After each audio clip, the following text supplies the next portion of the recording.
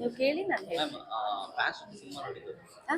Fans ಜೊತೆ cinema ನೋಡಿದ್ದು ಹೌದು. ಹಾಗಾಗಿ ನಿಮ್ಮ ಎಕ್ಸ್ಪೀರಿಯನ್ಸ್ ಎಸ್, ಹಯಾಗ್ರೀವ ಸಿನಿಮಾ ಆಕ್ಚುಲಿ ಕಾರಣಾಂತರಗಳಿಂದ ನೆನ್ನೆ ತುಂಬಾ ತಡವಾಗಿ ಬಿಡುಗಡೆ ಆಯ್ತು. ಬಟ್ ಸಿನಿಮಾ ತಡವಾಗಿ ಬಿಡುಗಡೆ ಆದ್ರೂ ಕೂಡ ಎಲ್ಲರ ಆಶೀರ್ವಾದ, ಪ್ರೊಡ್ಯೂಸರ್ಸ್ ಅಲ್ಲಿ ಹೇಳ್ತಾ ಇದ್ರು. ನಾವು ಮಂಡ್ಯದಲ್ಲಿ ಆಕ್ಚುಲಿ ಪ್ರೆಸ್ ಮೀಟ್ ಮಾಡಿದಾಗ್ಲೂ ಮಳೆ ಬರ್ತಾ ಇತ್ತು. ಸೊ ದೇವರ ಆಶೀರ್ವಾದ ಅಲ್ಲೂ ಕೂಡ ಇತ್ತು. ಮತ್ತೆ ಒಂದು ಒಳ್ಳೆ ಟೈಮ್ ಅಂತೆ ಅದು ಆಕ್ಚುಲಿ ನಿನ್ನೆ 4:15 ಏನೋ ಒಂದು ಹೇಳ್ತಿದ್ರು. ಸೊ ಹಾಗಾಗಿ ಏನೇ ಆದ್ರೂ ಕೂಡ ಸಿನಿಮಾಗೆ ಏನೇ ಅಡೆತಡೆ ಬಂದ್ರೂ ಕೂಡ ಒಳ್ಳೆ ಸಮಯದಲ್ಲಿ ನಮ್ಮ ಸಿನಿಮಾ ಬಿಡುಗಡೆ ಆಗಿದೆ. ಅದಕ್ಕೆ ಸಾಕ್ಷಿ ನಿನ್ನೆ ಬಂದಂತ ಪ್ರೇಕ್ಷಕರು ಮತ್ತೆ ಇವತ್ತು ಸಿನಿಮಾ ನೋಡ್ತಾ ಇರುವಂತ ಎಲ್ಲ ಪ್ರೇಕ್ಷಕರು. ಇದರಲ್ಲಿ ನಾನೊಂದು ವಿಶೇಷವಾದಂತ ಪಾತ್ರ ನಿಭಾಯಿಸಿದ್ದೀನಿ, ಒಬ್ಬ ಕಮಿಷನರ್ ಪಾತ್ರ. ನಾನು ಎಕ್ಸ್ಪೆಕ್ಟ್ ಮಾಡಿರ್ಲಿಲ್ಲ ಇಷ್ಟು ಚೆನ್ನಾಗಿ ಮೂಡ್ ಬರುತ್ತೆ ಅಂತ ಹೇಳಿ.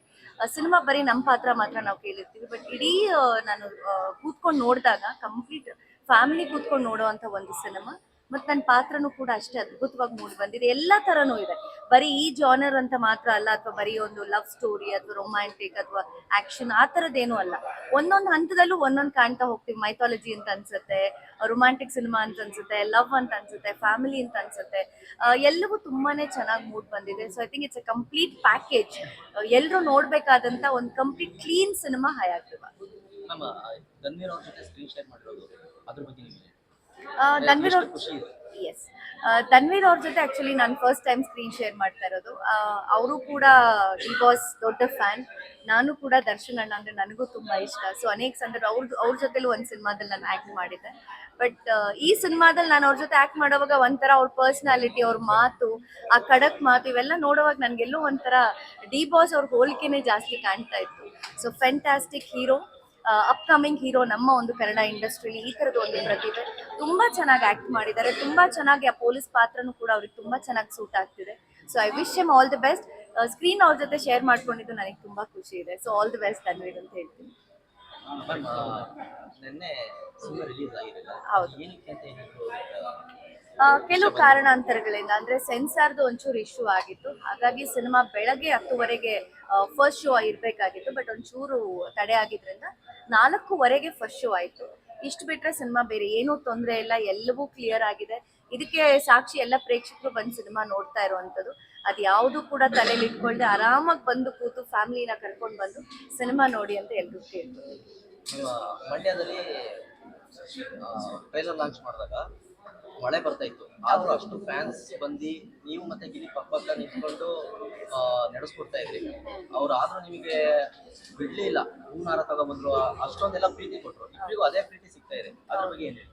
ಅಲ್ಲ, ಖಂಡಿತವಾಗ್ಲು ಒಂದು ಸಿನಿಮಾ ಅಂತಂದಾಗ ಅಥವಾ ಒಂದು ಶೋ ಅಂತಂದಾಗ ಹೀರೋನು ಇರಬೇಕು, ವಿಲನ್ನು ಇರಬೇಕು, ಕಾಮಿಡಿ ಇರಬೇಕು, ಎಲ್ಲವೂ ಇರಬೇಕು. ಎಲ್ಲವೂ ಸೇರಿದಾಗ ಮಾತ್ರ ಒಂದು ಸಿನಿಮಾ ಆಗಕ್ಕೆ ಸಾಧ್ಯ.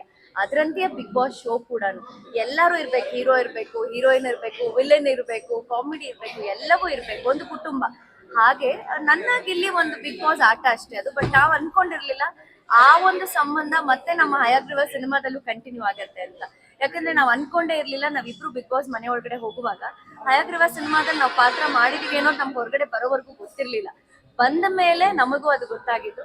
ಸೊ ಅನೇಕ ವೇದಿಕೆಗಳಲ್ಲಿ ಐ ಥಿಂಕ್ ಫಸ್ಟ್ ವೇದಿಕೆ ನಾನು ಗಿಲ್ಲಿ ಅವರು ಹಂಚ್ಕೊಂಡಿದ್ದು ಹಯಾಗ್ರೀವ ಸಿನಿಮಾ ಮಂಡ್ಯದಲ್ಲಿ. ಖಂಡಿತ ಖುಷಿ ಇದೆ. ಅದನ್ನ ಒಂದೇ ಸಿನಿಮಾದಲ್ಲಿ ನಾವು ಆಕ್ಟ್ ಕೂಡ ಮಾಡಿದೀವಿ. ಬಹುಶಃ ಮುಂದಿನ ದಿನಗಳಲ್ಲಿ ನಾವು ಇನ್ನಷ್ಟು ಹೆಚ್ಚು ಸಿನಿಮಾಗಳಲ್ಲಿ ಜೋಡಿಯಾಗಿ ಕಾಣಿಸ್ಕೊತೀವಿ ಅಂತ ನನಗೆ ಅನ್ಸುತ್ತೆ. So definitely I wish Gilli also all the best. Ma'am ಕೊನೆಯದಾಗಿ ಸಿನಿಮಾ ಅಭಿಮಾನಿಗಳಿಗೆ ಆಯಾಗ್ರೀವಾಗಿ ಏನ್ ಹೇಳ್ತೀರಾ? ಹಯಾಗ್ರೀವ ಸಿನಿಮಾ ಒಂದು ಪರಿಪೂರ್ಣವಾದಂತ ಒಂದು ನೀಟ್ ಸಿನಿಮಾ. ಒಂದು ಫ್ಯಾಮಿಲಿ ಕೂತ್ಕೊಂಡು ಯಾವುದೇ ಒಂದು, ಈಗ ಕೆಲವು ಸಿನಿಮಾಗಳು ನೋಡೋ ಮುಜುಗರ ಆಗುತ್ತೆ ಫ್ಯಾಮಿಲಿ ಕರ್ಕೊಂಡು ಹೋದಾಗ. ಆ ಥರದ ಸಿನಿಮಾ ಖಂಡಿತವಾಗ್ಲೂ ಅಲ್ಲ. ಫ್ಯಾಮಿಲಿ ಕೂತು ಆರಾಮಾಗಿ ನೋಡುವಂತ ಸಿನಿಮಾ. ನೀವು ಆರಾಮಾಗಿ ಬಂದ್ರೆ 2.5 ಅವರ್ ಕೂತ್ಕೊಂಡು ಕಣ್ಮುಚ್ಕೊಂಡು ಆರಾಮ್ಸೆ ರಿಲ್ಯಾಕ್ಸ್ ಮಾಡ್ತಾ ನೀವು ಸಿನಿಮಾನ ನೋಡ್ತಾ ಹೋಗ್ಬೋದು. ಅಷ್ಟು ಅದ್ಭುತವಾಗಿರುವಂತ ಸಿನಿಮಾ ಹಯಾಗ್ರೀವ. ಎಲ್ಲ ಟೆನ್ಷನ್ ಬಿಟ್ಟು ಬಂದು ಕೂತ್ಕೊಂಡು ನಿರ್ದೇಶಕರಾದಂಥ ರಘು ಅವರು ಒಳ್ಳೆ ಸಿನಿಮಾನ ಕೊಟ್ಟಿದ್ದಾರೆ. ತುಂಬಾ ವಿಭಿನ್ನವಾಗಿದೆ ಕತೆ. ಆಕ್ಚುಲಿ ರೆಗ್ಯುಲರ್ ಸಿನಿಮಾಸ್ ತರ ಇಲ್ಲ.